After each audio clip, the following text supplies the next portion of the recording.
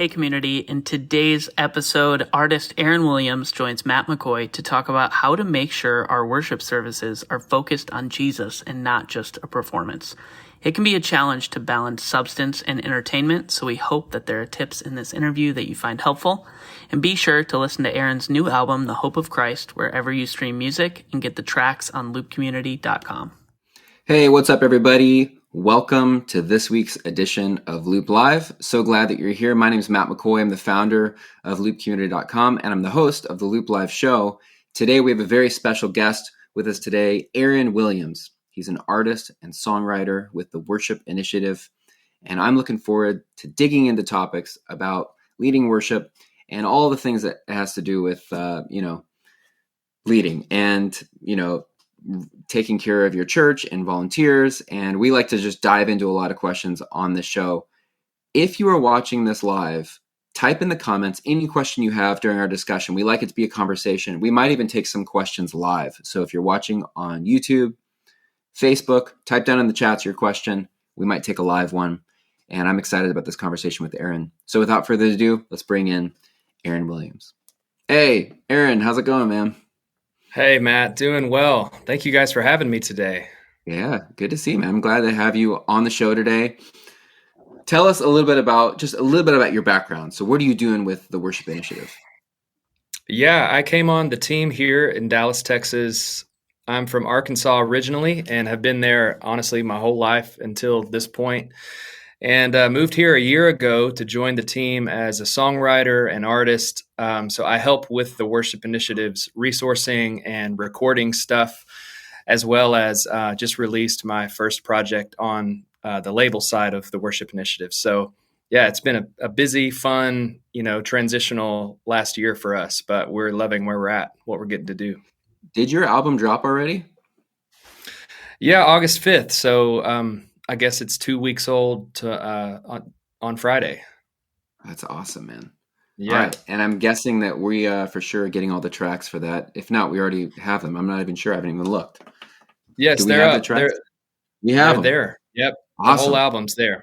Yep. Killer. All right. Well, I want to talk about your album at the end. Yep. But that's really great. Everybody make sure you go listen to the album's called The Hope of Christ. And we have all the tracks on Loop Community. So that's great. So Aaron, we like to dig right down to it in these interviews. Yeah. And get to issues and topics that are very interesting to worship leaders. These are all thoughts that, if you're a worship leader full-time at a church, if you've done this for a while, these are all kind of ideas and thoughts that like pop in people's heads. And I think it's just interesting to kind of dig into it. I was looking at your Instagram, and you posted this quote on Instagram that I'd love to talk about and unpack a little bit about. So the quote was, and I'm not sure if this was your quote or someone else's, but if people show up to church this week looking for entertainment, it will be a good thing if they leave a little bit disappointed. So first, can you just break down what you mean by leaving disappointed? What does that mean exactly? Yeah, well, I should have known if I post something on Instagram, it was going to come back a conversation. Yep. It might be helpful. The context of me posting that was just me prepping for, I think it was a Friday or Saturday that I posted that. And it was just me like going through some of my normal routines of like preparing myself. I was out on a run. I was thinking about Sunday morning. I was praying toward it. And I have just had this recurring thought for months of like, gosh, sometimes it feels like the best thing that I could give to people is a little bit of a disappointment to them. And then I started asking myself, why? Why is that? And so that's where the whole thought of like, I know I come to church with my own personal expectations at times that are probably a little bit different than what the church is meant to be. And so I think what I'm getting at with talking about disappointment would be that gap between my personal expectation or yours or any of our personal expectation that we're bringing into a worship service and the church's biblical mission or mandate. And when there's a gap or a difference between those two things, and, in this particular post, I'm talking about if my if my intention was like to be entertained the whole time, then I think it's actually maybe the most loving thing that the church could do, or that the leaders in the church could do, to disappoint that expectation a little bit and Yeah. remain faithful to what its actual mission is, which would be Yeah. for sure to glorify God and also to make disciples, to help us grow deeper in our spiritual walks. And so, the idea of that we live in an entertainment culture, I feel like is not really even that debated anymore. It's like we all kind of know that that's Hmm. a part of the reality. And what I perceive as a worship leader is oftentimes there's a direct opposing, maybe the best way to say it is like what's best for my spiritual growth. And entertainment culture is oftentimes like directly opposing that. And Yeah. so that quote is me just kind of trying to work through those own, feelings and prayers. And it's as much for myself about trying to get my expectation correct and in alignment with the scriptures when I'm going to Yeah. church, and figuring out how to lead people, That's a good point. In that I do think that maybe that quote, from my perspective reading it, it actually is more about the worship leader or the person planning the service than it is about the people coming. Because Yeah. I don't know actually how often people are really coming to church for entertainment. Mm-hmm. But I do think that sometimes the people who are planning the church service, the worship leader, we have Yep. this feeling inside of like, we need to put together a service or a set list that's going to be entertaining in a way. Yeah. And it's Yeah, almost totally. maybe a battle more for us than it is for the people coming. That's a good Because I'm just point. thinking about even like some of my friends I'm a part of a new church plant, and some of my friends who are coming, like, I don't think they're actually coming because they want me to entertain them. I do think they're coming because they want to be fed and they do want to experience God and to Yeah. practice going to church. And I don't think they're actually looking for entertainment, but I might feel that pressure, which is an unnecessary pressure Yeah. completely. And it's not even the right job description, really. My job is not to Yeah. entertain them. So Yeah. No, maybe that's it's almost that's that I need to be disappointed in a way, you know? yeah, and that's how I came to it myself, was Yeah. feeling that sometimes I'm wanting to lead in ways, or like you said, it's an undue pressure. But I do think a lot of worship leaders feel that, like, man, what if it's not good enough today, or what if it's Yeah. not engaging enough? And I found myself just asking the simple question of like, especially when we would come to moments where we were going to have like an extended time of prayer in service. Yeah. And I would be thinking like, man, is that going to be too boring for people? And then the next thought I would have is, yeah, but like, don't we have a responsibility to like teach people to pray? Yeah. And I don't know anyone who works in a church who wouldn't agree that we have some responsibility to help people pray. Yeah. But we all also know, if you've ever tried to grow in prayer, like it's the opposite of entertaining. Yeah. It can feel boring, it can feel tiring, it can feel scattered. Yeah. And so just wrestling with that tension, Yeah. that's a lot where it came from. Another practical tension in that would be maybe playing hymns. We Mm-hmm. maybe want to play like the coolest, newest, biggest song right now, but it Yep. may not have a lot of rich content in it. But we know that, like, some old hymns do. Yep. But sometimes we're like, yeah, but that's going to be boring. We don't want to just like play like an old hymn. That's going to put people to sleep or whatever. And how do you have Yeah, that balance? Do you think it's possible, Aaron, to actually have both? Could you I do. actually entertain and have substance? Oh, absolutely. I think it's almost like a tightrope, or you're like walking on, if you've ever like gone hiking and you're walking on the top of the mountain, and like, there's a ridge on both sides. That's what it feels like to me, where you're trying to be good communicators, whether it's worship leaders, pastors, anyone up front leading. They keep our attention, and there's a story being told, and we're engaged in what's happening. Mm-hmm. But there's that fine line of when that goes too far. And so it feels like that's the constant tension of trying to lead well, but not lead in a way that then actually deprives people of, in the hymn example, of like Yeah. singing a song that maybe doesn't have as much of a emotional arc, but Mm-hmm. is intentionally not trying to be that, it's like, Yeah. we need those moments, I think. Yeah. Something that really stuck with me from a church I used to be on staff at was they used to say that, like, listen, when it comes down to it, if there's ever a battle between content of a song versus the style of a song, content always wins. Yeah. Now, ideally, in a perfect world, you could have a song that has both. It has great style, it's a great song musically, but it also has rich content. Ideally, you'd have both. But if it ever came down to a battle between the two, content wins. And that's something that's always really stuck with me, because there's been times when there's been a really, current song out that doesn't say anything. And it's like, this might feel like a really good song to start the service with. Like, it feels good, it sounds good, it gets people excited and pumped, but it says nothing. And I've actually had to battle that in my worship planning and be like, you know what? I'm going to choose not to do that song. Yeah. I mean, because that's the it doesn't exact say anything. Yeah, that's the exact tension that I'm talking about, in that post is just like, you're probably feeling that but this other song might not grab people in quite the same way. And you have a decision to make there. And I think, my encouragement to myself and to other leaders is exactly what you just said. Like, sometimes we need to let ourselves down or let out that pressure of like, I've got to, or I feel like I've got to entertain, or, every moment of the service has to just capture people's emotion in the highest way, Yep. So you also talked about how we need the courage to be unimpressive.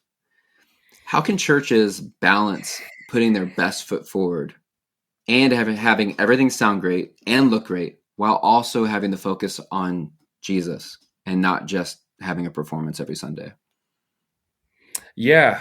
That line, the courage to be unimpressive, that was one of those lines, again, as I'm like working this out in my own life, it kind of came out of me, and then I responded to what I wrote down.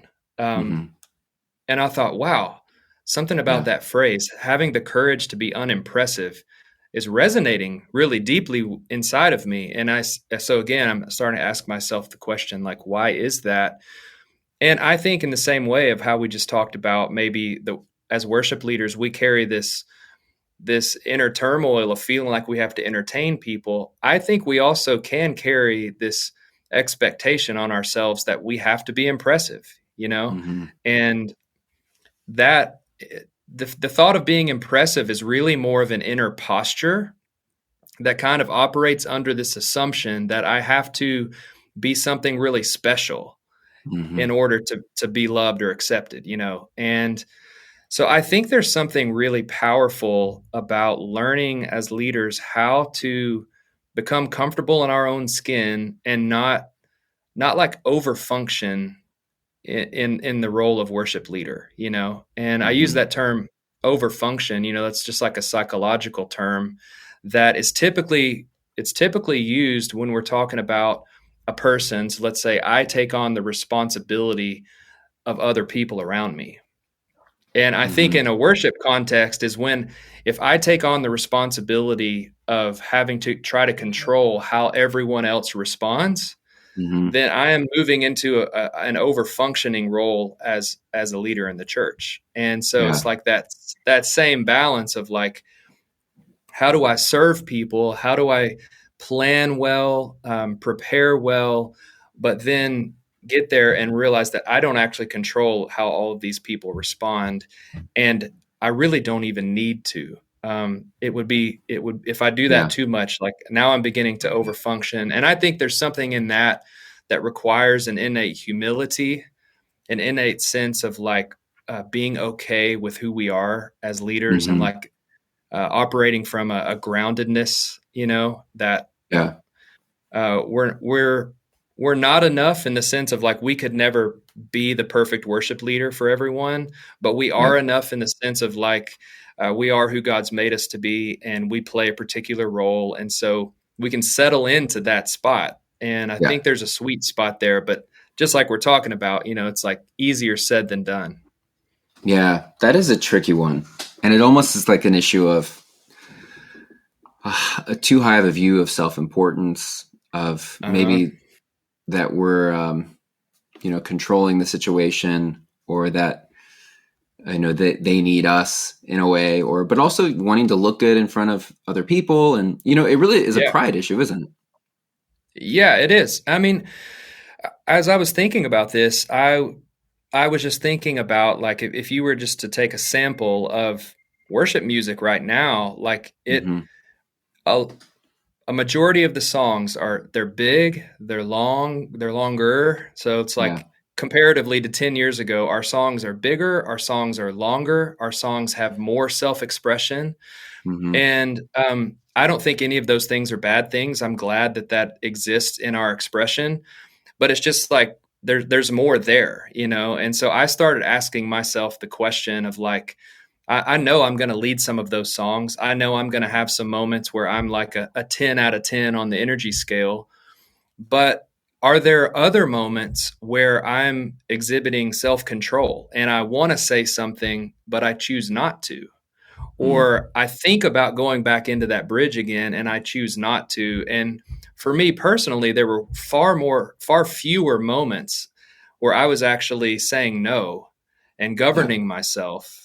Yeah. And that's where it came down to like, okay, it's actually in this day, the courageous move for me is not to sing the extra bridge or the spontaneous chorus, where Hmm. 10 years ago it felt like that was the move of courage. Like Yeah. now for me personally, and I know this might not be true for everyone, but for me the courageous move is to be quiet instead of loud at times, Yeah. or to show restraint in Yeah. my leadership, you know, to Yeah. give people space to pray instead of filling it with words, you know. Yeah. And Yeah. so, you know, again, I encourage all of us to like really think about some of those kind of courageous steps that are kind of counterintuitive. You know, it's not always bigger, louder, longer. Like the Spirit could be leading you to say less and to Yeah.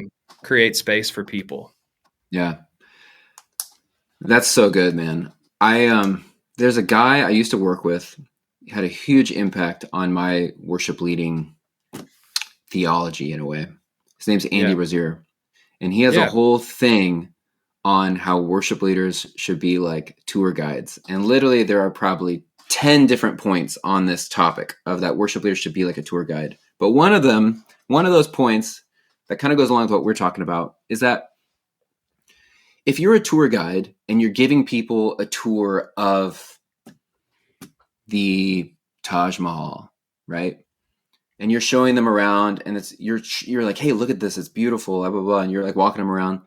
What you don't want is for at the very, very end of the tour guide says, hey, so what'd you guys think of the Taj Mahal? And they were like, it was all right. But man, that tour guide was awesome. He looked so Exactly. cool. His voice was great. He explained everything perfectly to us. Man, that tour guide was amazing. Yeah, but what about the Taj Mahal? Like, yeah. And as worship leaders, we don't want that to happen. Like, you do not want Totally. people leaving church being like, oh, that worship leader was awesome. And they're not even like thinking at all like about how did they experience God. And Yeah. Yeah. so, Yeah. No, that's a great, I'm going to log that away because that's a great way of talking about it. And I do think it would be awesome if more of our worship services, you know, exactly like you're saying, like we walked away more mesmerized by, you know, what the text of that morning was revealing to yeah. us, or how the song led us, you know, closer to the heart of God. Yeah. And the tricky part is God does use us. You know, He uses worship leaders, He uses pastors and other people to like to lead the tour, you know, Mm-hmm. so to speak. But we're not supposed to be the point. And Yeah. I think that, you know, to come back to the quote, I think it's like it feels to me like it's taking more courage as a leader to say a few things and then to just let people gaze Yeah. and Yeah. not fill all the space. Yep. Like I'm having to like you know think about that and pray about that in order to Yeah. do that well, because there's a certain pressure that I feel. Some of you may feel the same thing of like, there's a pressure to fill the space and to sing more notes in the gaps and things like that. And there are times where that's the exact thing that we need to do, but not all the times. Yeah. I love that, man. I love that whole thought. It takes humility and it takes courage to be unimpressive. And we have to just challenge ourselves on that every single week. Do you think that worship services should be more stripped down? Or is there a way to have Christ-focused worship while still utilizing technology? Sometimes I think that we are like over tech at the church. You know, everything's automated, lyrics, lighting, you know, fog machines, and, you know, it just looks super slick. Some church services look like a touring act. Like if you were going to like some concert, they look just as good and sound just as good as that. Do you think that there's there a healthy balance there? Have we gone too far? Are we too behind? What do you think? Yeah. I mean, it's such a great question. I mean, I have two thoughts that come to my mind. One is I think these types of decisions are always best made, not like one decision that just blanket covers every church in the world, you know? Mm-hmm. And like, but to really think about each local community, and every church doesn't have to look the same.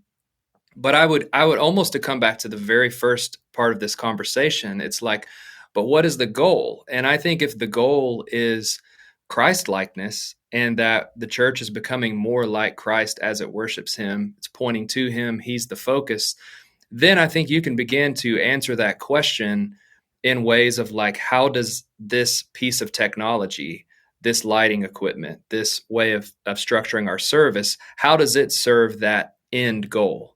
Mm-hmm. And I think it's very possible that different churches come to different conclusions based on their city, based on, you know, the type of people that they have. And so I think, you know, speaking contextually is important. I would say on a broad scale, like maybe the best thing that was ever spoken to me on this was just when you're thinking of technology by and large, it's like technology is a great servant, but a terrible master. Mm-hmm.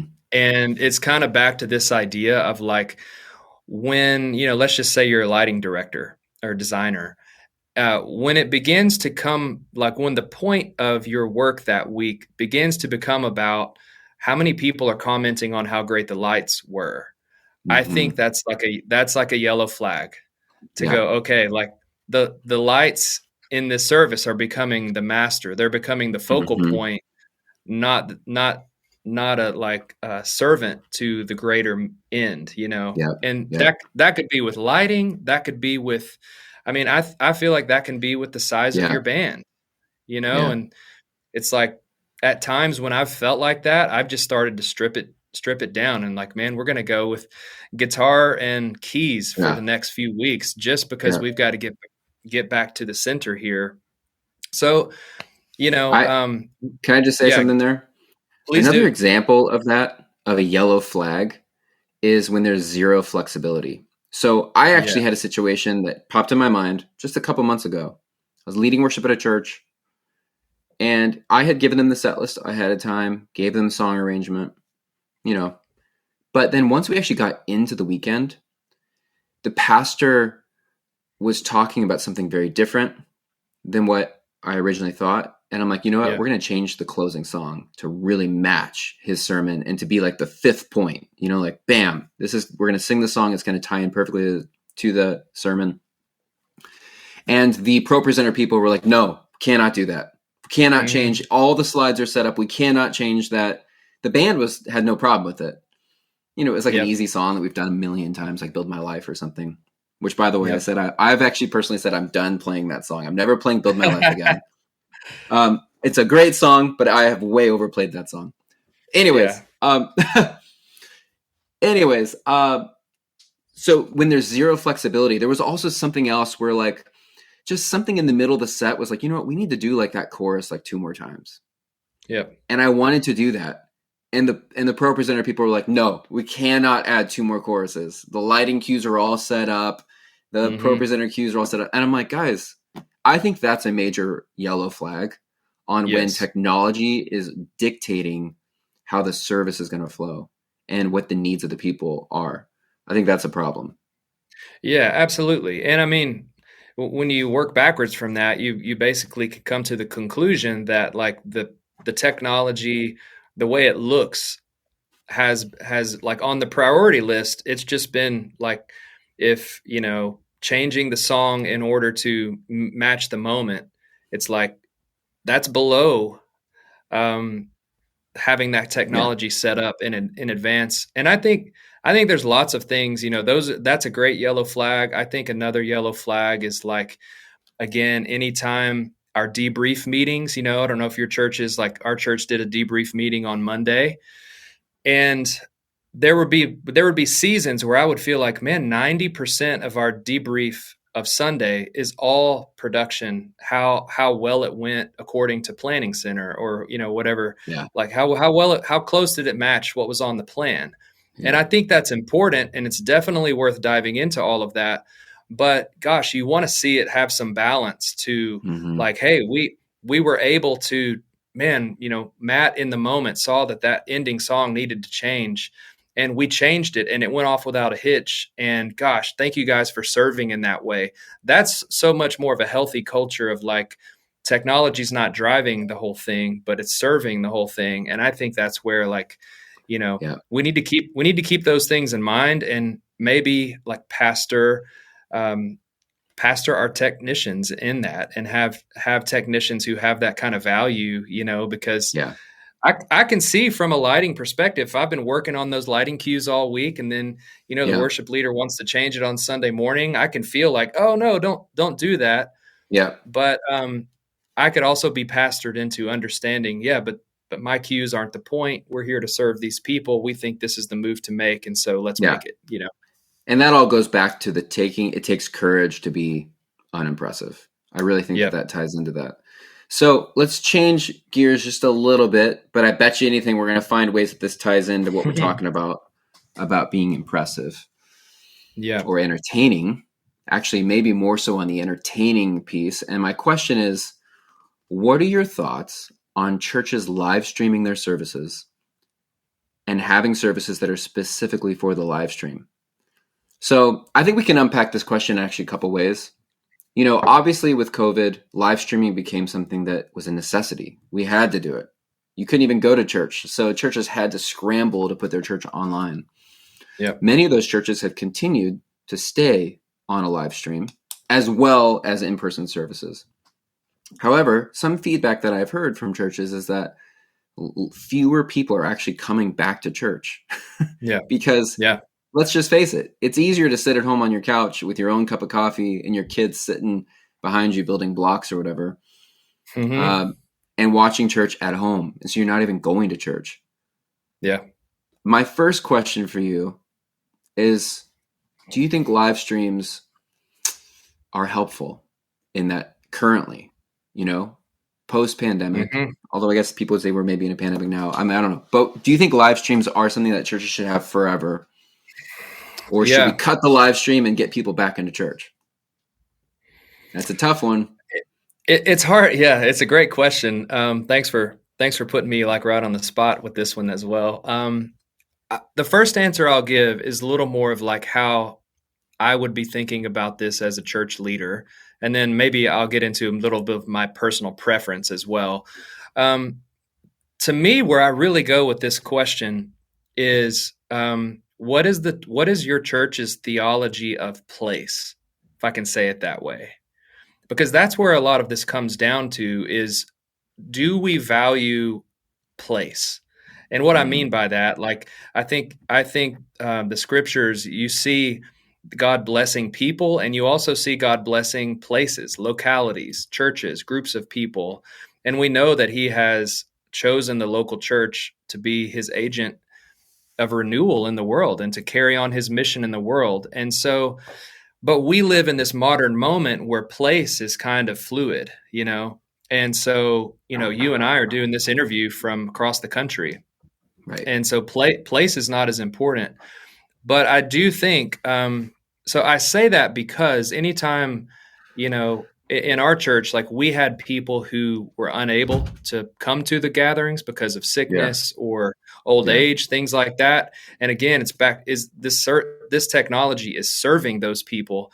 This Yeah. is the closest they can get to being in the place, So it's Right. incredibly helpful for those people.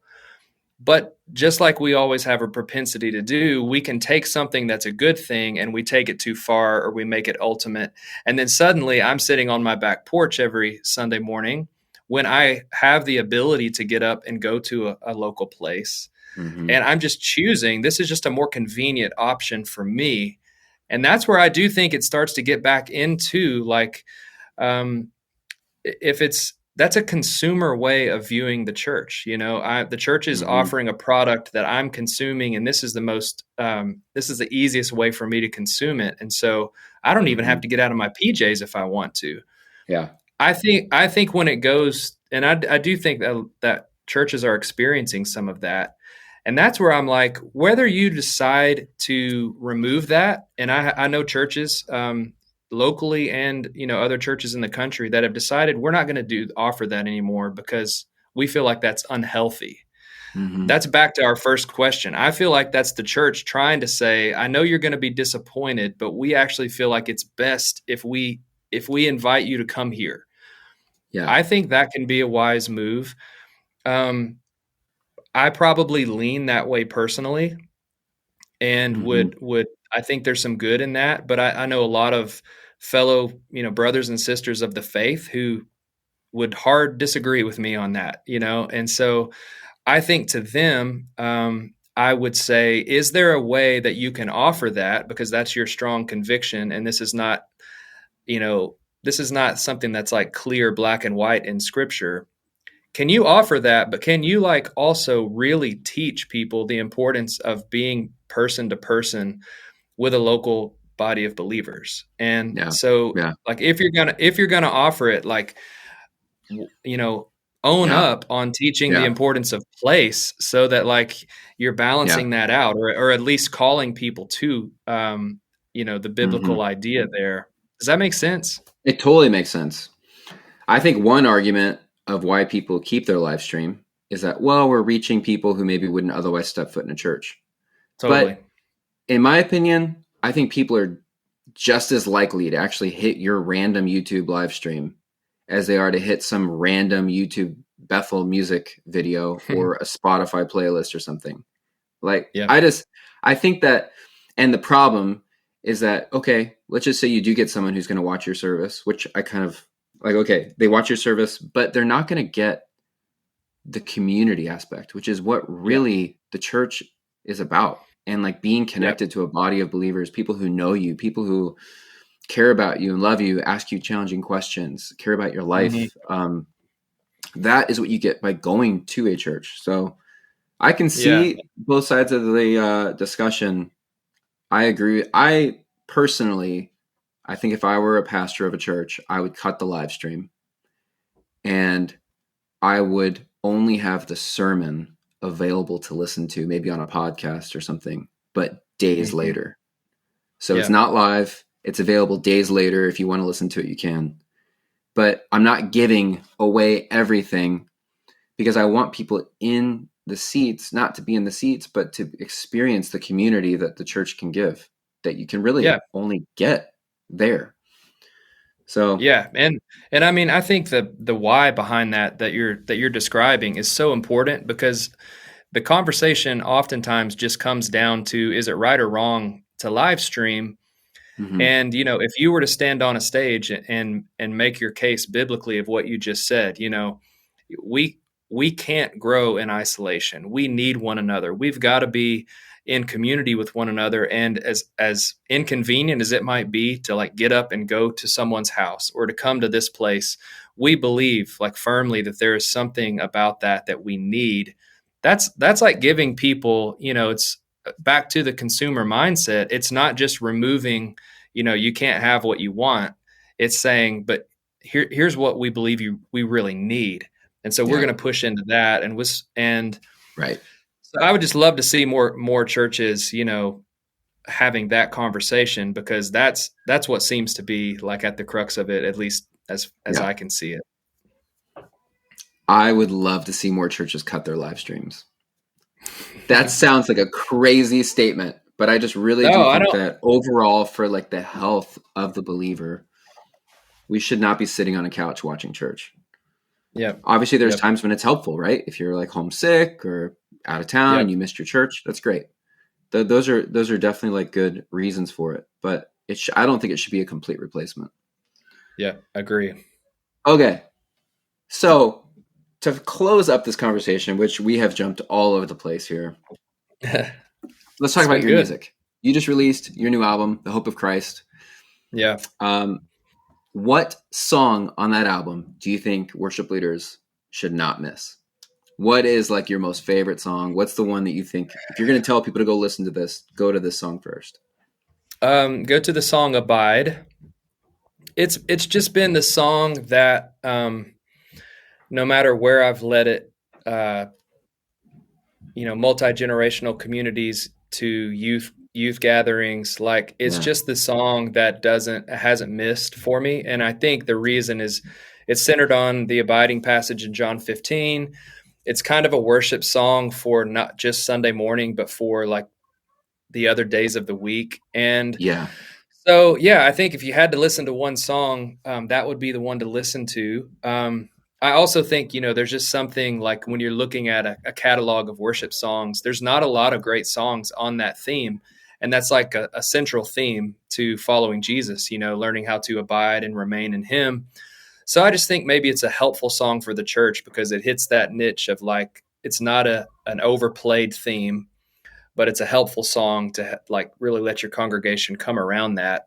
And it's actually been really, I just think like a God thing the last year and a half. That's how long the song's been out.